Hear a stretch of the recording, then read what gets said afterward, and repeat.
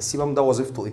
اول حاجه المناعه. السيبم ده غني بالمضادات الاكسده زي فيتامين اي، وفي حاجات مضاده للبكتيريا ومضاده للالتهابات. فهو الافرازات دي كانها بتدي انتي اوكسيدنت طبيعي مضاد للاكسده. يعني السيرم اللي احنا بنحطه على وشنا ده مضاد الاكسده، هو سبحان الله ده ايه؟ مضاد اكسده طبيعي. فعشان كده حتى الناس اللي بشرتها دهنيه علامات تقدم السن بتبان عليها متاخر، ما بتبانش، بيبقى وشها طري على طول عشان الدهون.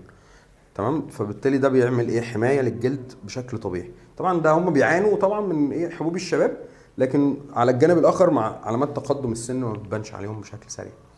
تمام. بينظموا عمليه الايه؟ الهرمونات. يعني هنتكلم دلوقتي ان الهرمونات مرتبطه بشكل كبير جدا بالافرازات الدهنيه واي اضطرابات في الهرمونات، وده طبعا بيبان مثلا في البريود. اما فتره البريود تلاقي ايه؟ معظم البنات بيطلع لها حبوب نتيجه اضطرابات الهرمونيه، لان الموضوع مرتبط ببعض جدا.